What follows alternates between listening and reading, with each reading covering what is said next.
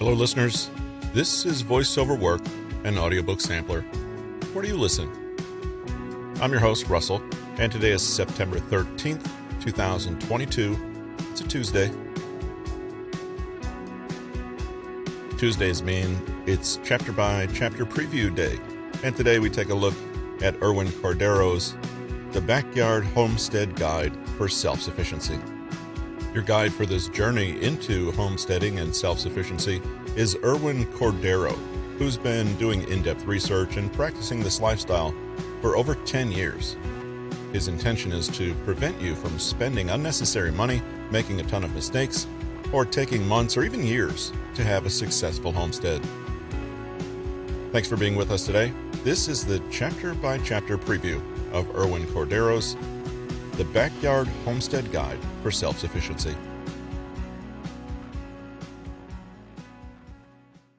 Chapter 1, Backyard Homestead, an Introduction. In 1862, President Abraham Lincoln signed the Homestead Act, which gave the average American the opportunity to claim up to 160 acres of land, as long as they agreed to live on it, improve it, and pay a small registration fee. The act gave over 270 million acres to everyday citizens with the promise of living and improving the land. What is homesteading? Homesteading is a lifestyle characterized by the devotion to self-sufficiency, growing and preserving food and generating electricity using solar, wind, or water. Some homesteaders take it a step further and vow to never use money, preferring to make or barter for all of their needs. Others may take a more cautious approach, and while they want to produce as many resources as possible for themselves and their families, they may be okay with using some money or working a job with the goal of one day becoming fully self-sufficient. As you learn more about this practice, you'll realize that not all homesteaders share the same set of values. There's a diverse group of people who say yes to this way of life. You'll find that there are people who do this because they're just tired of the daily grind of urban living, while some want to prepare for economic hardships. Others enjoy living off the land and watching things grow as they plant, harvest, and then preserve their foods. Whatever your reasons for considering it or learning more about it, one thing's for sure, you've just made a great decision. Homesteading is a humbling experience, an eye-opener to how simple life can be and how small you are within the rest of the world. Off the grid. To quickly explain an off-the-grid lifestyle, it's essential to define a couple of terms. The grid is a term used to refer to the network of utilities and amenities provided to people by municipalities, including electricity, water, and sewage. The term is sometimes expanded to include other services, such as garbage pickup and groceries, though these are not strictly included. Going off the grid refers to a lifestyle choice where a person sets up their property to take care of their needs, usually, but not always, in a remote or rural area. People who choose an off-grid lifestyle find ways to produce their amenities for themselves, such as using wells, solar power, or propane heaters. Many people who live off the grid also produce some or all of their food on site by gardening, raising livestock, hunting, trapping, fishing, or foraging. People who live off the grid may also choose to homeschool their children, take household repairs into their own hands, and generally live off the land in a self-sufficient manner. Zero waste sustainability. Zero waste is a philosophy of resource management that strives to close the loop by preventing waste from ever occurring or recapturing and using any waste that does occur. Zero waste is one approach to sustainable living. Zero wasters generally extend their philosophy beyond trash disposal and take steps to reduce consumption and reuse, i.e., upcycling, and recycle. Zero-waste living is all about being resourceful and reducing waste while also feeling good about what you have. You don't need to give up nearly as much stuff to live better and reduce your footprint on the earth. by learning how to live a zero-waste. Chapter 2, Planning, Budgeting, and Skill Acquisition. Homesteading takes planning and careful budgeting to succeed, and you can even make some income while living the kind of life you want. This chapter oversees the principles of planning and budgeting because some tasks take seconds to accomplish, while others might take hours of your time. As for skill levels, you'll need to plan for the different skills required for your homesteading activities. You can learn many of these skills from books, but others require more hands-on instruction from an experienced individual. How to budget your time. Start by listing what you need to do. Bracket the more time-consuming tasks. Factor in how long these tasks will take versus how much work they'll get you. Consider which task is best suited for which skill set: carpentry, gathering scraps, animal handling, etc. Do whatever task you believe is easiest based on your skill set. This will not only make any skills you had before homesteading much more self-sufficient, but it helps you spot which skill sets need attention and which skill sets need to be honed. An example of this would be starting your garden from scratch. If you have the skills necessary to start a successful garden, you can fully understand how much time you'll need to invest and how much food you'll be able to produce versus how much it costs. In addition to skill development, budgeting is a crucial practice for homesteading. Money management is probably one of the most important things in homesteading that no one ever talks about. It all boils down to one simple thing: how much money you'll need to spend on groceries each month and where the money will come from each month. The importance of budgeting cannot be stressed enough. If you don't plan out how much money you'll spend each month on groceries, you're going to end up going over budget with no way to compensate for your purchases. Planning for homesteading. 1. Using what you have, your backyard. Often people get caught up in the idea that they need every little tool or gadget for every single thing they plan on doing. This isn't true at all, and is especially untrue for homesteading. Using what you already have is a great way to save money and a great way to make something out of nothing. However, this will only work if you plan your entire homestead around this concept. Rather than buying every new gadget or tool that comes out on the market, here are a few ideas to think about. Use what you already have and what's just lying around outside. Gather up anything you could use in some form or fashion, like wood pallets or milk crates. If you need a wheelbarrow, try making one with an old tire and some scrap wood. If your garden needs some support, use your experience to guide you in making homemade stakes or trellises. Upcycling or reusing materials such as old clothes or broken toys and turning them into useful household items. If you need a 6-inch gap between two signs on your fence, try cutting the top and bottom off an old plastic flower pot. Using garden boxes is one effective way to get more food out of the ground. If you have everything you need right outside your door, then why spend money on something you can make yourself? Not only do you not have to spend your money, it can be fun to put together weird gadgets like this.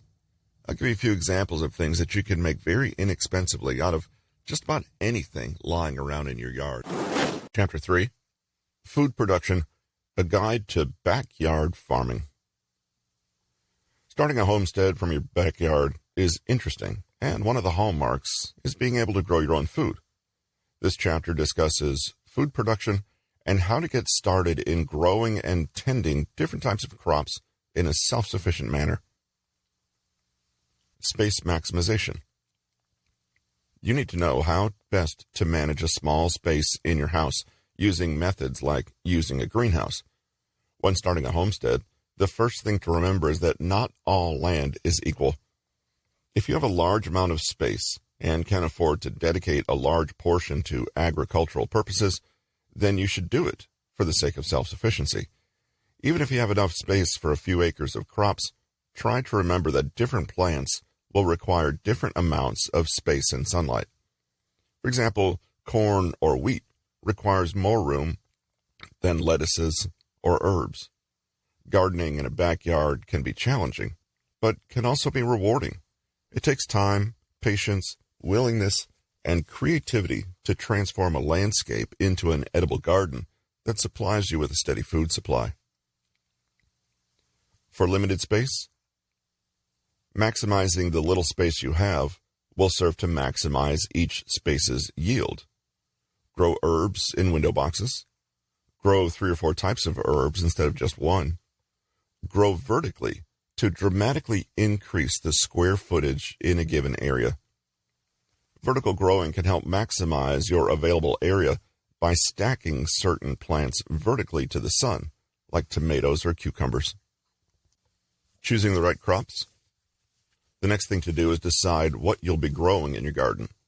This is a personal choice, and you should consider that not everyone's tastes are the same. It would help if you mainly looked into what you think you can efficiently grow and sell at the market to bring in the most income and require the least room.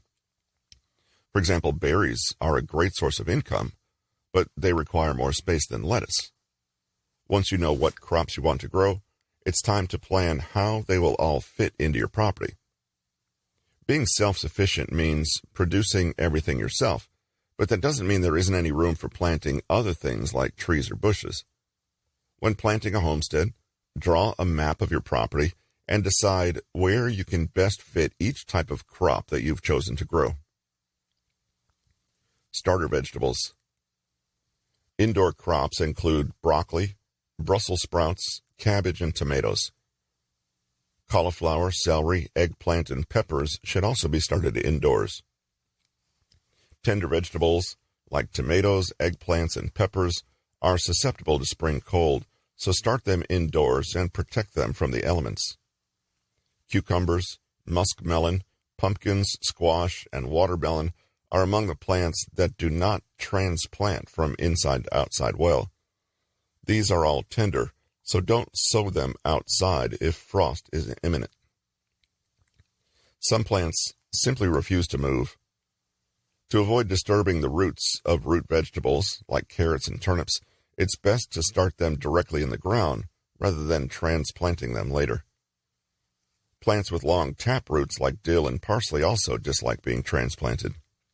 Finally, plants like radishes and peas grow so quickly and are so cold tolerant that planting them early makes the most sense.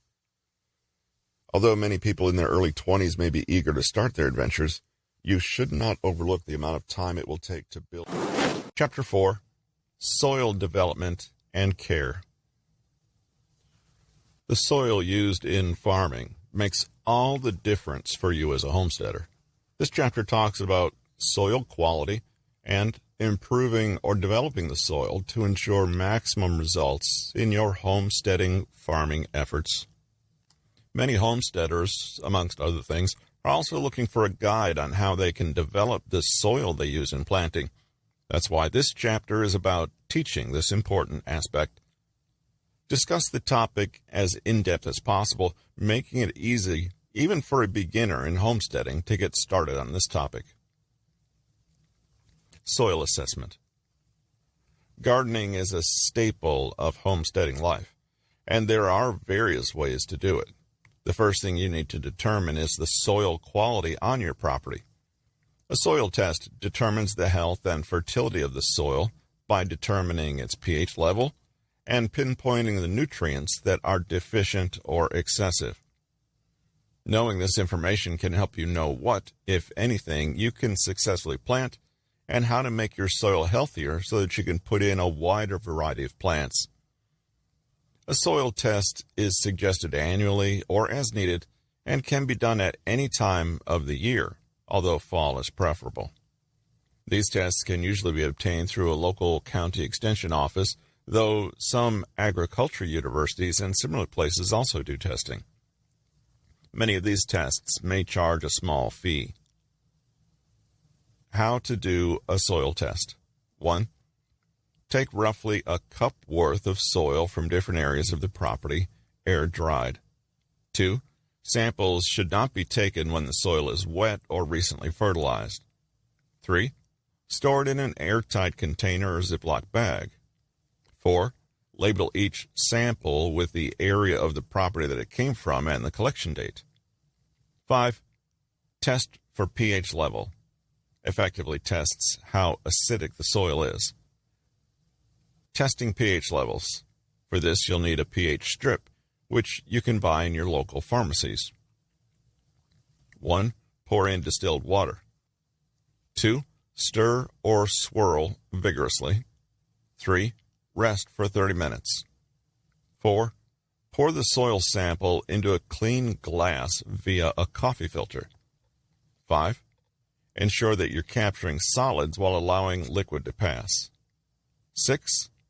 Dip the test strip in. 7. Pay attention to the instructions on the box for how long to soak the strip. This usually takes less than a minute or 2. 8. Compare the color to the pH chart on the packaging. Soil with a pH level between 6 and 6.5 will generally contain all the major nutrients that most plants need. A higher pH level can indicate lower nutrients, such as phosphorus or iron. Lower pH levels indicate too many of these same kinds of nutrients. By doing this testing, you'll be able to see exactly what needs to be added or eliminated from your soil and look into exactly how to do that to have the healthiest soil possible for your plants. Although we use the word soil to mean the variety of earth in our gardens, soil comes in a wide variety of compositions. This may sound like an obvious point. However, some plants grow better in different soil types. The primary soil components are loam, sand, clay, and silt. You desire loamy. Chapter 5, Food Preservation Guide. It's not just enough to grow food. Homesteaders must also know how to preserve them for a long time to avoid losing money on food waste. This chapter explains different food preservation methods and guides the readers on how to get started practicing each of the methods. In this chapter, we discuss the most common methods of preserving food. These include drying, pickling, jams and jellies, canning. Of these 4 methods, drying is the most common for herbs and some meats, but requires caution when dealing with moist, bacteria-susceptible foods like meats and moisture-heavy vegetables. Other preservation methods include freezing, oil or vinegar suspensions, blends, and emulsions. Drying. Drying is one of the most common methods of preserving herbs and leafy plants, as well as some meats. However, various methods of drying yield varying results and should be used appropriately for each item to be preserved. Drying food works because it simply removes the moisture from the food and prevents decay. There are 4 main ways to do this: sun drying, air drying, oven or microwave drying, dehydrating. Sun drying. It's only safe to sun-dry foods with a high sugar and acid content. Temperature for drying will need to be at least 85 degrees. It's only safe to sun-dry foods with a high sugar and acid content, limiting you to fruit, including tomatoes. You'll only be able to dry food using this method if you know you're going to have a run of hot, dry days with less than 60% humidity. The temperature will need to be at least 85 degrees. Slice your fruit. Place it on a stainless steel sheet or a fiberglass or plastic screen and leave it out in the sun, turning occasionally. Sun drying is perfect if you live in California like me, but not a method open to you if you live somewhere with a less sunny climate. Air drying. Ideal for drying leafy herbs. Needs a dark, warm, dust-free place with good circulation to dry. Screens may be used for drying some plants. Air drying is perfect for drying bunches of leafy herbs. You'll need to hang them somewhere dark, dust-free, and warm to dry them effectively, and you'll need to ensure that there's good air circulation in the room. You may also use a screen to dry smaller leaves and stemless bunches.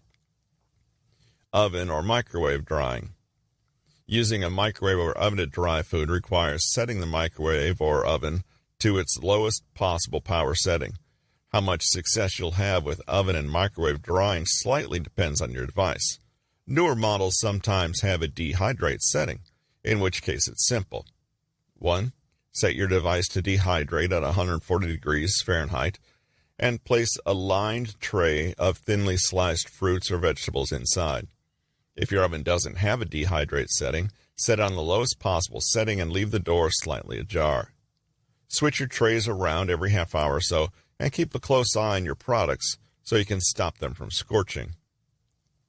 Bear in mind that this isn't a particular energy-efficient way of drying food, so if you think you'll be doing it often, it might be wise to invest in a dehydrator. Dehydrating. Used to dry fruits, vegetables, and herbs. Energy efficient with multiple drying trays. Foods should be smaller or thin. There's a gadget for everything these days, and dehydrating is no exception. In fact, it's a perfect example of how to integrate modern technology into a Chapter 6, Energy Conservation and Resourcefulness Guide. Energy conservation, recycling, and resourcefulness are life skills that any homesteader needs, and good homesteaders pride themselves on their efficient energy use and expertise at energy conservation. In this chapter, the details of this important topic will be discussed so you can be a great homesteader. This chapter walks the homesteader through energy conservation and gives lessons on how to be resourceful as a homesteader. This chapter will not gloss over any part of the topic, and the readers will be given sufficient education on energy conservation and how to get started with doing it from their backyard. Water storage. It's always recommended to have water stored in the case of an emergency, be it a natural disaster or simply a problem with the water supply. The Center for Disease Control and Prevention recommends storing at least 1 gallon of water per person per day for at least 2 weeks. Remember that you'll also need to store water for your garden and animals. How to store water. 2 types of water are essential for long-term survival: water for cleaning and potable or drinkable water. Each must be stored and or treated relative to its intended use. The ways to safely store water include original containers. Water may be stored in the original drinking bottles or larger water containers for up to 6 months without treatment, if the containers are not open. Food-grade containers. While BPA is considered a health risk, carcinogenic, most food-grade containers made of PVC or plastics no longer contain this chemical. Food-grade containers should be cleaned and sterilized before use, then sealed. Use for potable water. Sanitized PVC or plastic. Food-grade PVC barrels, drums, or containers of varying sizes may be used to store drinking water, while non-food-grade units may be used to store water for washing or pet water. Sanitized non-food-grade containers. These should be used for storing water that's not used for drinking, but may be used for cleaning and pet drinking water. Non-potable use only. Stainless steel or aluminum containers. Many water bottles have stainless steel liners, as well as much larger thermos and cooling units. Drinking water may be stored safely in these if they're cleaned and sanitized for several months. Glass containers. While glass is vulnerable to breaking, the glass unit does not transmit or retain bacteria well, so water may be stored in these units for brief periods, whether potable or non-potable. Storage locations. Water should be stored in a cool location away from direct sunlight. Refrigeration units. In sealed containers, underground, or in your basement, where temperatures do not vary dramatically. Treatment of water. Water may be purified in a variety of ways, including UV irradiation. This is costly and not energy efficient. Purification tablets. These tablets are available at outdoor equipment retailers for the treatment of creek water. Boiling. Boil water for at least 3 to 5 minutes to purify it. Distillation. This is very time and energy intensive and produces water that lacks the essential minerals of spring water. Bleach. Adding 4 drops of unscented bleach to 1 quart of water will kill most bacteria and viruses. Water in regular plastic jugs doesn't last forever because plastic breaks down and picks up bacteria over time. To store water safely, it's recommended to use a dedicated water storage drum that is specifically designed to keep your water safe for longer. The price of a 1,000-gallon storage drum for water ranges from $500 to $1,000. Chapter 7. Livestock farming. This chapter will be a detailed guide to animal care and livestock farming for the homesteader. We'll discuss everything about livestock farming, how to choose the right animals for your lifestyle, and how to care for them. No matter what animals you decide to keep, there are basic elements of care you'll need to meet. These can essentially be boiled down to shelter, water, food, and hygienic conditions. Shelter. All animals need shelter, particularly at night. Their well-being should be reason enough to provide it, but it's also important if you're to get the most out of your animals.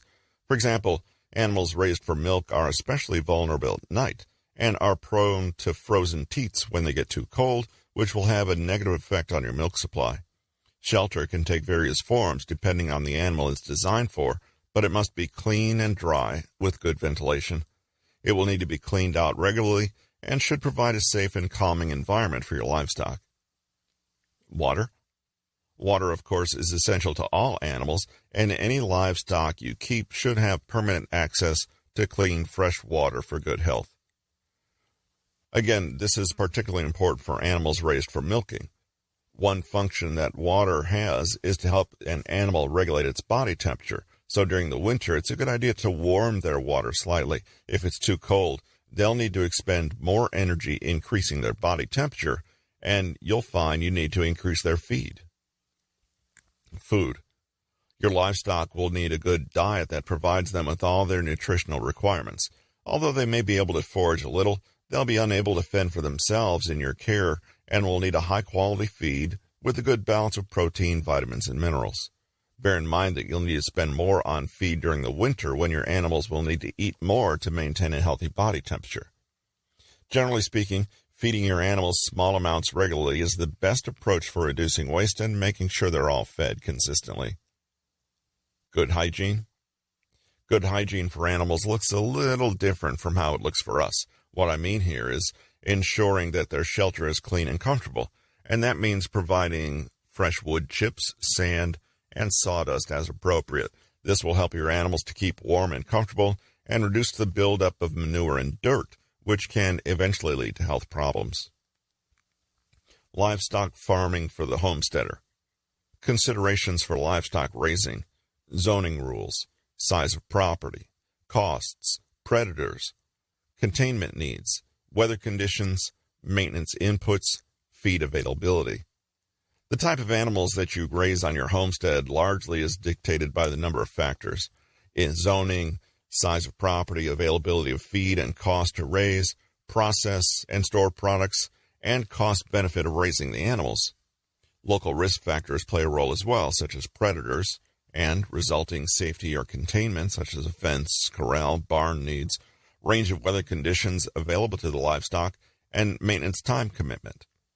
In addition to the wonder of raising chickens, expanding the types of animals on your homestead can increase the number of products you can get from these animals. Meat and milk are the two goods that people think of the most. Even bones from the animals you raise can be used to make bone broth. There are also physical goods that don't go to the dinner table. These include things like leather, fur, and wool. Even fertilizer can be gathered from the animals you raise to benefit your homestead. Whatever animals you decide to raise, you'll also need to choose how you want to raise them. There are many different styles of farming. Each one has its benefits and drawbacks. Most of the differences between the different styles of farming are in their cost, their labor. Chapter 8. Profit Making for the Backyard Homesteader. Homesteaders can often make money doing what they do. This chapter explains the how-to the readers. Many off-gridders create a fully self-sustainable environment for themselves by also working for themselves or remotely in some capacity or another. While getting started living off-grid can be expensive, depending on the location you choose and the size of your home and property, sustaining living off-grid can be very cost-effective.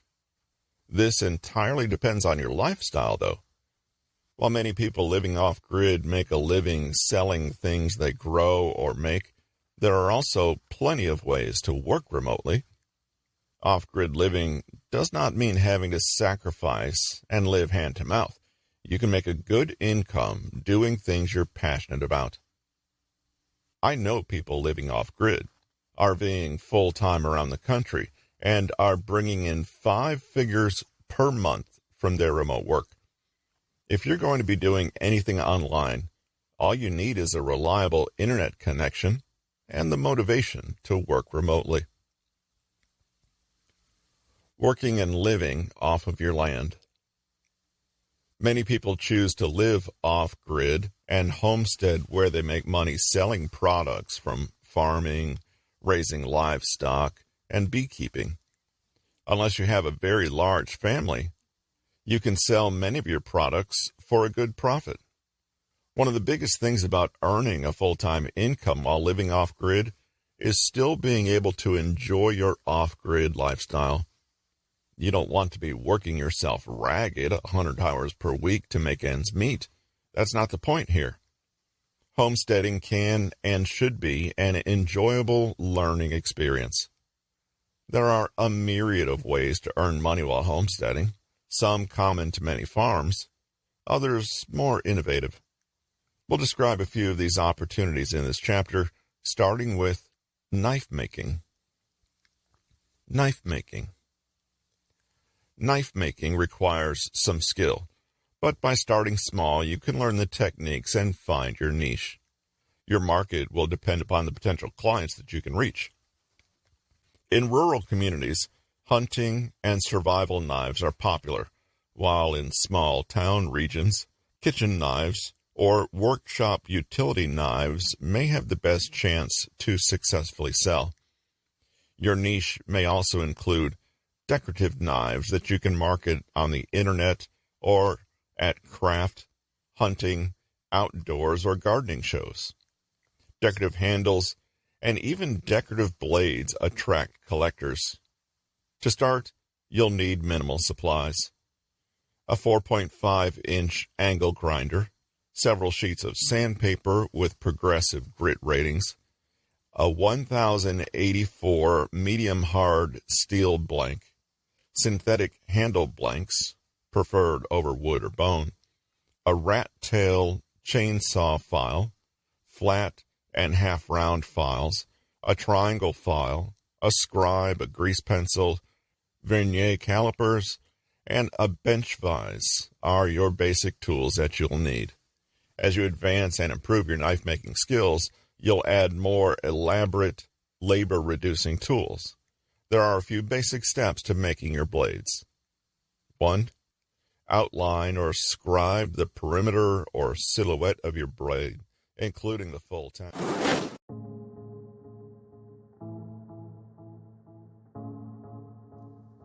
That's it for this week's episode of Voice Over Work, an audiobook sampler. Where do you listen? Hope you have a pleasant and productive week, and we'll see you on Saturday for our next audiobook preview. And happy birthday, James.